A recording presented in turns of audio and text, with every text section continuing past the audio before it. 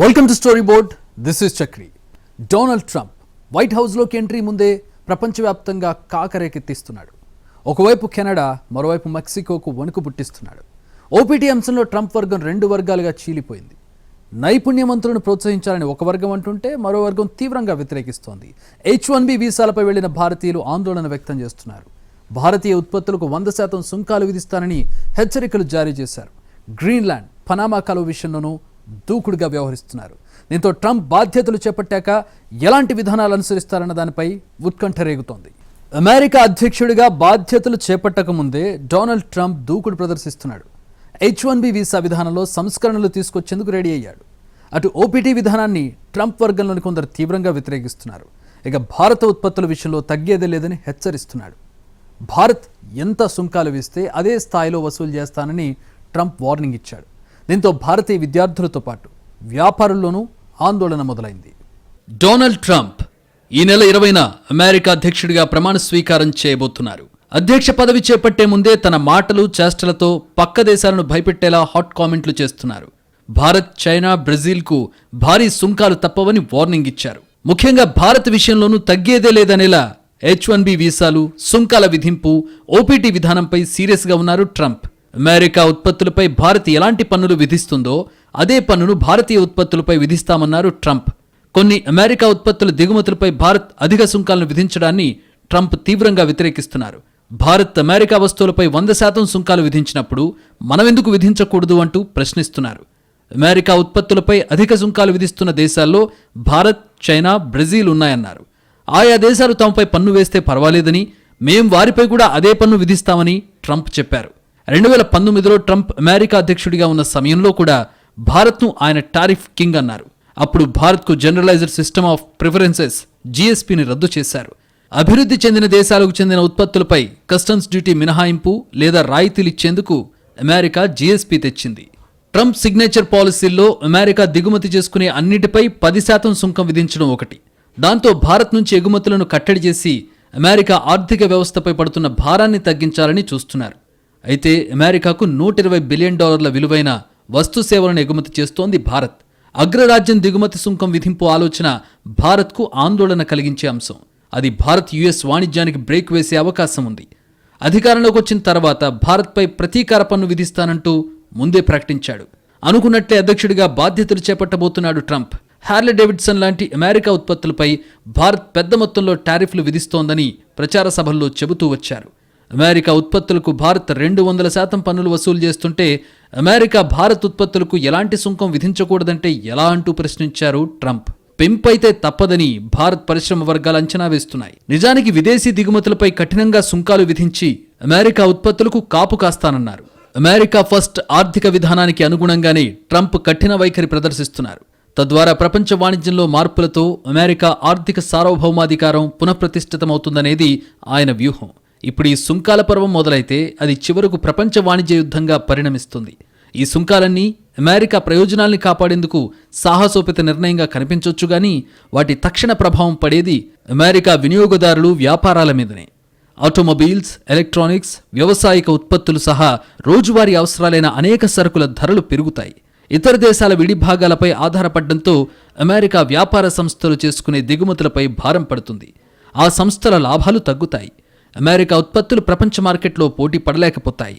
మరి ట్రంప్ అంతిమంగా ఎలాంటి నిర్ణయం తీసుకుంటారనేది ఆసక్తికరంగా మారింది. అమెరికా నుంచి భారత్ దిగుమతుల్లో ప్రధానంగా ముడి చమురు, ముత్యాలు, విలువైన, పాక్షిక విలువైన రాళ్లు, పెట్రోలియం ఉత్పత్తులు, బొగ్గు, కోక్, సేంద్రియ రసాయనాలు, బంగారం, కాగితం వంటి ఇతర వస్తువులతో పాటు అత్యధిక వాటాను స్వాధీనం చేసుకుంది. భారత్కు వాణిజ్య మిగులున్న కొన్ని దేశాల్లో అమెరికా ఒకటి. 2022-23లో భారత్ అతిపెద్ద వాణిజ్య భాగస్వామిగా అగ్రరాజ్యం నిలిచింది. ఇరు దేశాల మధ్య ద్వైపాక్షిక వాణిజ్య విలువ 7.65% పెరిగి $128.55 బిలియన్ నమోదైంది. ట్రంప్ టారిఫ్లు పెంచే అంశంపై దూకుడుగా ఉండడం ఖాయమేనని తేలిపోయింది. ఇప్పుడు మోదీ సర్కార్ వైఖరి ఎలా ఉండబోతుందనేది తేలాల్సి ఉంది. గతంలోనూ ట్రంప్ హయాంలోనూ కాస్త ఇబ్బంది తలెత్తినా చివరకు చర్చల ద్వారా వాణిజ్య ఉద్రిక్తతలు తగ్గించగలిగారు. అమెరికాలోని కంపెనీల్లో కీలక పదవుల్లో విదేశీ ఉద్యోగులను నియమించుకునేందుకు అనుమతించే H-1B వీసాలపై అగ్రరాజ్యంలో చర్చ జరుగుతోంది. ఈ నెల 20న రెండోసారి అధ్యక్షుడిగా బాధ్యతలు చేపట్టనున్న డొనాల్డ్ ట్రంప్ ఎన్నికల్లో ఇచ్చిన హామీ మేరకు H1B వీసా విధానంలో పలు కీలక సంస్కరణలు తీసుకొచ్చేందుకు రెడీ అయ్యారు. H1B వీసాల పేరుతో విదేశీ ఉద్యోగులను తీసుకురావాల్సిన అవసరం లేదని ట్రంప్ క్యాంపు సభ్యులు చెబుతున్నారు. అమెరికాలో పని అనుభవాన్ని సంపాదించడానికి విదేశీ విద్యార్థులను అనుమతించే ఆప్షనల్ ప్రాక్టికల్ ట్రైనింగ్ ప్రోగ్రాంలో ఉన్న లొసుగులను ఎత్తి చూపుతున్నారు. ఓపీటీని రద్దు చేయాలని డిమాండ్ చేస్తున్నారు. అమెరికాలో వృత్తిపరమైన అనుభవం కోసం విదేశీ విద్యార్థులు F1 వీసాలపై అందుకునే శిక్షణను ఆప్షనల్ ప్రాక్టికల్ ట్రైనింగ్ అంటారు. దీన్నే సింపుల్గా ఓపీటీ అంటారు. 1947లో ప్రారంభించిన ఈ ఓపీటీ ప్రోగ్రాం సాయంతో విదేశీ విద్యార్థులు మొదటి సంవత్సరం తర్వాత ఏడాది పాటు ఓపీటీలో కొనసాగొచ్చు. ఈ సమయంలో తాత్కాలికంగా ఉద్యోగాలు చేయొచ్చు. గ్రాడ్యుయేషన్ పూర్తయ్యాక 3 ఏళ్ల వరకు అమెరికాలో ఉండొచ్చు. దీంతో ఓపీటీ పేరిట అమెరికాకు వచ్చిన విదేశీ విద్యార్థులు ఇక్కడ ఉద్యోగంలో చేరడంతో పాటు H1B వీసా పొందుతున్నారు. దీన్ని ట్రంప్ వర్గంలోని కొందరు వ్యతిరేకిస్తున్నారు. ఓపీటీ ప్రోగ్రాం వ్యవధి ముగిసేలోగా H1B వీసాలకు మారడం, గ్రీన్ కార్డులకు దరఖాస్తు చేస్తూ ఇక్కడే శాశ్వత నివాసం ఏర్పాటు చేసుకుంటున్నారని ఆరోపిస్తున్నారు. నైపుణ్యం కలిగిన ఉద్యోగులు ఎక్కడున్నా ప్రోత్సహించాల్సిందేనని ట్రంప్ కార్యవర్గంలోని మరో group department of government efficiency నేతలు చెబుతున్నారు. ఈ జాబితాలో ట్రంప్ సలహాదారులుగా వ్యవహరిస్తున్న ఎలాన్ మస్క్, వివేక్ రామస్వామి వంటి వారున్నారు. ఓపీటీ విధానంతో వచ్చిన ఇబ్బంది ఏమీ లేదని, విదేశీ ఉద్యోగులు నియమించుకోవడానికి H1B వీసా విధానాన్ని మరింత బలోపేతం చేయాలని ఎలాన్ మస్క్ సూచిస్తున్నారు. ఓపీటీ ప్రోగ్రాంను రద్దు చేసినా, H1B వీసాల్లో కోత విధించినా భారత్, చైనాల్లోని టెకీలకు, విద్యార్థులకు తీవ్ర నష్టం కలుగుతుందని నిపుణులు హెచ్చరిస్తున్నారు. అమెరికాలో చదువుతున్న, పనిచేస్తున్న భారతీయ విద్యార్థులు వీసా నిబంధనలపై అనుమానాలున్నాయి. 2022 అమెరికా జనాభా లెక్కల విశ్లేషణ ప్రకారం అమెరికాను తమ నివాసంగా మార్చుకుని 4.8 మిలియన్ భారతీయ అమెరికన్లున్నట్లు అంచనా. వీరిలో 1.6 మిలియన్ భారతీయ అమెరికన్లు అమెరికాలో పుట్టి పెరిగారు. వారు అమెరికాకి సహజ పౌరులుగా మారారు. అయితే డొనాల్డ్ ట్రంప్ తీసుకొచ్చే ఎగ్జిక్యూటివ్ ఆర్డర్ రాజ్యాంగ విరుద్ధమైతే కోర్టులు నిర్ణయం తీసుకోవాల్సి ఉంటుంది. కోర్టులు ఏం తేల్చుతాయనే సంగతి తర్వాత. ముందు ట్రంప్ తమ కొంప ముంచుతారేమోననే ఆందోళన భారత విద్యార్థుల్లో ఉంది. ట్రంప్ రాకముందే ఈ స్థాయిలో భయపడుతున్న విదేశీ విద్యార్థులు ప్రమాణ స్వీకారం చేశాక జరగబోయే పరిణామాలకు ముందే సిద్ధపడుతున్నారు. కొందరు మాత్రమే ప్రత్యామ్నాయాలు చూసుకోగలుగుతున్నారు. కానీ చాలా మందికి తమ కలలన్నీ కలలవుతాయనే దిగులు తప్పడం లేదు. ఎన్నో ఆశలతో అమెరికా వెళ్లిన వారు, కష్టపడి డిగ్రీలు పూర్తి చేసిన వారు, ఇప్పటికే ఆప్షనల్ ప్రాక్టికల్ ట్రైనింగ్ పై ఉన్న వారి మెడపై ట్రంప్ కత్తి వేలాడుతున్నట్టేనని నిపుణులు చెబుతున్నారు. ట్రంప్ ప్రస్తుతానికి అక్రమ వలసదారులంటున్న భవిష్యత్తులో వలసల్ని నిర్వీర్యం చేసేలా కఠిన నిబంధనలు, అధిక వీసా ఫీజులు నిర్ణయించవచ్చనే అభిప్రాయం ఉంది. అమెరికా అధ్యక్షుడిగా ప్రమాణం చేయనున్న డొనాల్డ్ ట్రంప్ కొన్ని దేశాలకు కంటి మీద కునుకు లేకుండా చేస్తున్నాడు. ఆయన ట్రోలింగ్ దెబ్బకు ఇప్పటికే కెనడాలో ప్రధాని పీఠం కదిలింది. అయినా వెనక్కి తగ్గడం లేదు. కెనడా, గ్రీన్లాండ్, పనామా కాలువలను అమెరికాలో విలీనం చేసుకోవాలన్న విస్తరణ కాంక్షను ట్రంప్ బాహాటంగా బయటపెడుతున్నాడు. అమెరికాకి కాబోయే అధ్యక్షుడు డొనాల్డ్ ట్రంప్ ఇతర దేశాల భూభాగాలపై కన్నేశాడు. కెనడా, గ్రీన్లాండ్, పనామా కెనాల్ తమకేనంటూ ట్రంప్ చేస్తున్న కామెంట్లు వివాదాస్పదంగా మారాయి. కెనడా ప్రధాని జస్టిన్ ట్రూడో భేటీ తర్వాత కెనడాను అమెరికాలో 51వ రాష్ట్రంగా చేయడంతో పాటు గల్ఫ్ ఆఫ్ మెక్సికోను గల్ఫ్ ఆఫ్ అమెరికాగా మారుస్తానని చెప్పారు. గవర్నర్ ఆఫ్ కెనడా అంటూ ట్రూడోను వ్యంగ్యంగా సంబోధించాడు. పెట్రోలియం వనరులున్న ప్రపంచ 9వ అతిపెద్ద జలభాగమిదన్న ఆయన కెనడాపై సైనిక శక్తికి బదులు ఆర్థిక శక్తి ద్వారా ఒత్తిడి తెస్తానన్నారు. ఇరు దేశాల మధ్య కృత్రిమంగా గీసిన రేఖ ఉందన్నారు. అమెరికా జాతీయ భద్రతకు ఈ విలీనం చాలా అవసరమని వ్యాఖ్యానించారు. తాము కెనడాను రక్షిస్తున్నామని, అందుకు $100 కోట్ల ఖర్చు చేస్తున్నామని చెప్పారు. ఇరు దేశాల వాణిజ్యంలో ఏటా $200 బిలియన్ నష్టపోతున్నామని ట్రంప్ అన్నారు. రెండోసారి అధ్యక్షుడిగా పదవి బాధ్యతలు చేపట్టాక కెనడా దిగుమతులపై 25% సుంకాలు విధిస్తానని హెచ్చరించారు. అమెరికాతో తనకున్న దక్షిణ సరిహద్దు మీదుగా మాదక ద్రవ్యాల రవాణా, అక్రమ వలసలను కెనడా ఆపకపోతే భారీ సుంకాలు తప్పవని ట్రంప్ స్పష్టం చేశారు. ట్రంప్ వ్యాఖ్యలను జస్టిన్ ట్రూడోతో పాటు ప్రతిపక్ష నేతలు కూడా ఖండించారు. అమెరికాలో కెనడా ఎప్పటికీ భాగం కాబోదని, తమది గొప్ప స్వతంత్ర దేశమని స్పష్టం చేశారు. ట్రూడో ప్రకటనపై ట్రంప్ సన్నిహితుడు ఎలాన్ మస్క్ మండిపడ్డారు. అమ్మాయి, ఇక నువ్వు కెనడా గవర్నర్ కాదు, కాబట్టి నువ్వు ఏం చెప్పావనేది విషయం కాదంటూ ట్రూడోను ఉద్దేశించి ఎక్స్లో మస్క్ వ్యాఖ్యానించారు. డెన్మార్క్లో స్వయం ప్రతిపత్తి ప్రాంతంగా ఉన్న గ్రీన్లాండ్లో అమెరికాకు చెందిన భారీ అంతరిక్ష కేంద్రం ఉంది. దీన్ని తులే ఎయిర్ బేస్గా పిలుస్తారు. ఉత్తర అమెరికా నుంచి ఐరోపాకు వెళ్లే దగ్గరి మార్గం కూడా గ్రీన్లాండ్ సమీపంలో ఉంది.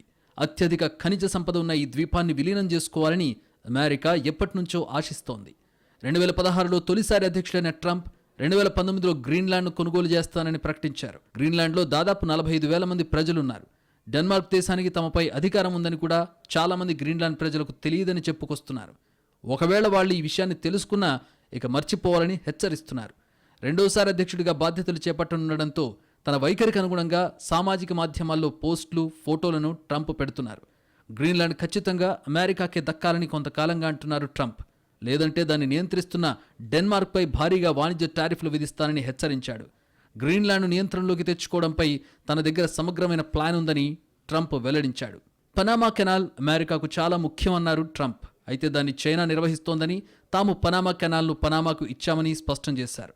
మాజీ అమెరికా అధ్యక్షుడు జిమ్మీ కార్టర్ ఒకే $1కు పనామా కెనాల్ను పనామాకి ఇచ్చేశారు. పనామా కెనాల్ కారణంగా అమెరికా 38,000 మందిని కోల్పోయింది.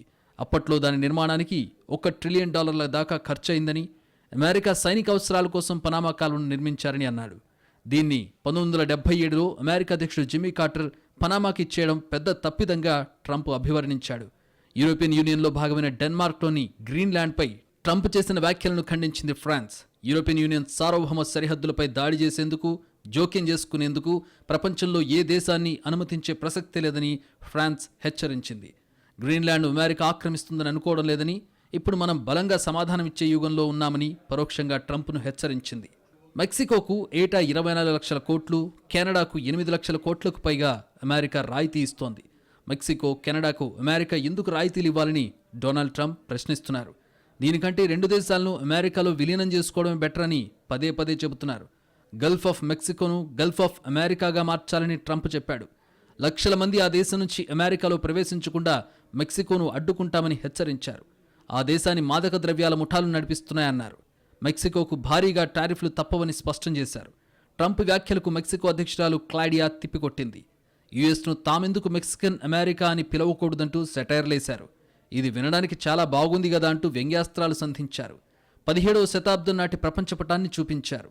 గల్ఫ్ ఆఫ్ మెక్సికోను ఐక్యరాజ్య సమితి గుర్తించిన విషయాన్ని మర్చిపోవద్దంటూ క్లాడియా హెచ్చరించారు. అధ్యక్షుడిగా ప్రమాణ స్వీకారం చేయకముందే బెదిరింపులకు దిగుతున్నారు. శ్వేత సౌధంలోకి అడుగు పెడితే ఎలా వ్యవహరిస్తారనే దానిపై అంతు చిక్కడం లేదు. ఎన్నికల సమయంలో చెప్పిన మాటలకు ట్రంప్ కట్టుబడి ఉంటారా? యుద్ధాలను ఆపుతానన్న ట్రంప్ ఆ దిశగానే అడుగులు వేస్తారా? ట్రంప్ 2.0 పాలనలో కొత్తదనం ఏమీ ఉండదా? మొదటి విడత పాలనకు కొనసాగింపు, వీలైతే అంతకు మించిన కాఠిన్యమే ఉంటుందా? డొనాల్డ్ ట్రంప్కు మొండివాడనే పేరుంది. ఎవరైనా తన దారిలోకి రాకపోతే దారికి తెచ్చుకోవడానికి ఎలాంటి విపరీత పోకడలకైనా వెళ్తారు. అవసరమైతే శత్రువుని కౌగిలించుకుంటారు, కాదనుకుంటే మిత్రుణ్ణి దూరం చేసుకుంటారు. ట్రంప్ వ్యవహార శైలి తెలిసిన వారు యుద్ధాల విషయంలో ఏం జరుగుతుందోనని టెన్షన్ పడుతున్నారు. యుద్ధాలు ఆపుతాననే హామీ కూడా ట్రంప్ విజయానికి ప్రధాన కారణమే. కానీ అమెరికా ప్రతిష్ట, యుద్ధం మధ్య సంఘర్షణ తలెత్తితే ఖచ్చితంగా ట్రంప్ అమెరికా పరువుకే ప్రాధాన్యత ఇస్తారనడంలో సందేహం లేదు. ట్రంప్ చెప్పిన ఫార్ములాతో యుద్ధాలు ఆగితే ఓకే, కానీ ఆగకపోతే మాత్రం ట్రంప్ ఎంతకైనా తెగిస్తాడని ఆయన హెచ్చరికలే చాటి చెబుతున్నాయి. దీంతో ట్రంప్ వస్తే యుద్ధాలు ఆగుతాయనే ధీమా తగ్గుతూ అనిశ్చితి పెరుగుతుందనేమోననే భయం పెరుగుతోంది. పాలస్తీనా గ్రూప్ హమాస్ను ట్రంప్ నేరుగా బెదిరించారు. తాను అమెరికా అధ్యక్ష పదవి బాధ్యతలు చేపట్టే లోపు ఇజ్రాయెల్ బందీలను విడుదల చేయకపోతే మధ్యప్రాచ్యంలో విధ్వంసం తెస్తానని వార్నింగ్ ఇచ్చారు. మానవత్వంపై అకృత్యాలకు పాల్పడిన వారు భారీ మూల్యం చెల్లించుకోవాల్సి వస్తుందని ట్రంప్ స్పష్టం చేశారు. ఇజ్రాయెల్ పౌరులను హమాస్ బందీలుగా పట్టుకోవడం హింసాత్మకం, అమానవీయమని అభివర్ణించారు. బందీల గురించి చాలా చర్చలు జరిగినప్పటికీ ఎటువంటి చర్యలు తీసుకోలేదని ట్రంప్ అసంతృప్తి వ్యక్తం చేశారు. ఇజ్రాయెల్ బందీలను విడుదల చేయకపోతే హమాస్ ఊహించని రీతిలో దాడులుంటాయని హెచ్చరించారు. అమెరికా సుదీర్ఘ చరిత్రలో ఎన్నడూ లేని విధంగా బాధ్యులపై దాడులు జరుగుతాయని ట్రంప్ అన్నాడు. అదే జరిగితే పశ్చిమాసియా ఘర్షణ మరో స్థాయికి వెళ్లడం ఖాయం. యుద్ధం ఇంకా ముదురుతోంది. మరి ప్రచారంలో చెప్పిన దానికి విరుద్ధం కదా అంటే ట్రంప్ ఏం చేస్తారో చెప్పలేని స్థితి. ఇజ్రాయెల్ హమాస్ యుద్ధం వల్ల పశ్చిమాసియాలో తీవ్ర ఉద్రిక్తతలు నెలకొన్నాయి. తమ చెరలో ఉన్న బందీల వీడియోను గత నెలలో హమాస్ విడుదల చేసింది. ఇజ్రాయెల్పై ఒత్తిడి పెంచేందుకు హమాస్ మిలిటరీ విభాగమైన అల్ కసాం బ్రిగేడ్ ఈ వీడియోను విడుదల చేసింది. ఈ తరుణంలోనే డొనాల్డ్ ట్రంప్ మిలిటెంట్ సంస్థపై విరుచుకుపడ్డాడు. గతేడాది అక్టోబర్ 7న ఇజ్రాయెల్పై హమాస్ దాడి చేయడంతో సుమారు 1,200 మందికి పైగా ప్రాణాలు కోల్పోయారు. 251 మందిని ఆ సంస్థ బంధించి గాజాలోకి తీసుకెళ్లింది. తర్వాత పలు ఘటనల్లో మరికొందరు మృతి చెందగా ప్రస్తుతం 51 మంది మాత్రమే సజీవంగా ఉన్నట్లు ఇజ్రాయెల్ చెబుతోంది. ట్రంప్ గెలుపుతో రష్యా దళాలతో పోరాడుతున్న యుక్రెయిన్కు వాషింగ్టన్ సహాయం అందకపోవచ్చనే భయాలు నెలకొన్నాయి. సంఖ్యాబలం, ఆయుధ సంపత్తి లేని యుక్రెయిన్ సైన్యం రష్యా దళాలకు వ్యతిరేకంగా వెనుకంజలో ఉంది. ఉత్తర కొరియాతో మాస్కో కూటమి గతంలో కంటే మరింత దృఢంగా కనిపిస్తోంది. కానీ ఇంకా అధ్యక్షుడు కాకుండానే టారిఫ్లు, డిపోర్టేషన్ గురించి ముందస్తు ప్రకటనలిస్తున్న ట్రంప్ యుద్ధాల గురించి కూడా రెచ్చగొట్టే ప్రకటనలే తప్ప సమస్య పరిష్కారం దిశగా ఏం చెప్పడం లేదు. ఇక్కడే ట్రంప్ వైఖరిపై అనుమానాలు తలెత్తుతున్నాయి. అమెరికా ఆర్థిక వ్యవస్థను చక్కదిద్దడమే ప్రథమ కర్తవ్యమని ట్రంప్ గతంలో చెప్పారు. అదే నిజమైతే వీలైనంత త్వరగా యుద్ధం ఆపే మార్గం చూడాలి. అంతేగాని అసలు సంగతి వదిలేసి సుంకాలు, అక్రమ వలసలు అంటూ ఫ్యాన్సీ ప్రకటనలకు పరిమితం కావడంతో ఆయన పాత వైఖరేమీ మారలేదన్న విషయాన్ని చాటి చెబుతోంది. గత టర్మ్ లాగే ఇతర దేశాల్ని, వలసదారుల్ని భయపెట్టి పాలన చేయాలనుకోవడం ట్రంపరితనానికి తిరుగులేని నిదర్శనమని విశ్లేషకులు చెబుతున్నారు. ఇలాంటి అస్తవ్యస్త విధానాలే గతంలో ట్రంప్ కొంపముంచాయి. అయినా సరే ఇప్పుడు మళ్లీ అదే లైన్ తీసుకోవడం ఏంటనేది పరిశీలకులకు అంతు చిక్కడం లేదు. అసలే ట్రంప్కు తెక్కెక్కువ, ఆపై అధికారం. రెండోసారి అధ్యక్ష పదవి చేపట్టబోతున్నాడు. ఈ నెల 20 తర్వాత ఏం చేస్తారో చెప్పడం చాలా కష్టం. పైగా ఆయన మాటపై నిలబడే మనిషి అసలే కాదు. కీలకమైన ఒప్పందాలను కూడా బిజినెస్ డీల్స్గా చూసే రకం ట్రంప్. ట్రంప్కి ఏదైనా వ్యాపారమే. ద్వైపాక్షిక సంబంధాల్ని కూడా అమెరికాకి లాభమా నష్టమా అనే కోణంలో చూడడం ఆయనకు అలవాటు. అధ్యక్షుడిగా తీసుకునే ప్రతి నిర్ణయాన్ని ఈ లాభ నష్టాల త్రాసుతో తూచే తీసుకుంటారనడంలో ఎలాంటి సందేహం లేదు. అసలు ట్రంప్తో వేగడమే చాలా కష్టం అనేది గతంలో ఆయన దగ్గర పనిచేసిన అధికారులు చెప్పే మాట. అందుకే ఎన్నికల్లో గెలవడానికి ఆయన చెప్పిన ప్రతి మాట వేదవాక్యమీ కాదంటున్నారు నిపుణులు. అప్పటి అవసరాలు, రాజకీయ లబ్ధి కోసం ట్రంప్ నోటుకొచ్చింది మాట్లాడారని, కానీ వైట్ హౌస్లో అడుగుపెట్టాకే నిజస్వరూపం బయటపడుతుందని చెబుతున్నారు. ఇప్పటికే ముందస్తు ప్రకటనలతో ట్రంప్ కూడా అదే నిజమని తేల్చేశారు. మొత్తం మీద ట్రంప్ 2.0 పాలనకు వ్యూహం సిద్ధమైపోయింది. ఇక మిగిలింది ఆచరణ మాత్రమే అంటున్నారు. ట్రంప్ పోకడలతో భారత్పై పడే ప్రభావం, దాన్ని మోడీ సర్కార్ డీల్ చేసే విధానం మీదే ఇప్పుడు అందరి దృష్టి కేంద్రీకృతమై ఉంది. భారత్ అమెరికా సంబంధాలు దశాబ్దాలుగా పురోగమిస్తున్నాయి. ముఖ్యంగా వాణిజ్యం చాలా వేగంగా విస్తరించింది. ఈ దశలో ట్రంపరితనం ఎలాంటి చేటు తెస్తుందోననే అంశంపై రెండు దేశాల్లోనూ చర్చ జరుగుతోంది. భారత్ వస్తువులపై సుంకాలు విధింపును మన వ్యాపారులతో పాటు అమెరికా వ్యాపారులు కూడా తీవ్రంగా వ్యతిరేకిస్తున్నారు. అవసరమైతే వాణిజ్య లాబీ కూడా యాక్టివేట్ అయ్యే అవకాశం ఉంది. ఈసారి ట్రంప్ యంత్రాంగంలో భారతీయులు కూడా ఎక్కువగా ఉంటారనే సంకేతాలున్నాయి.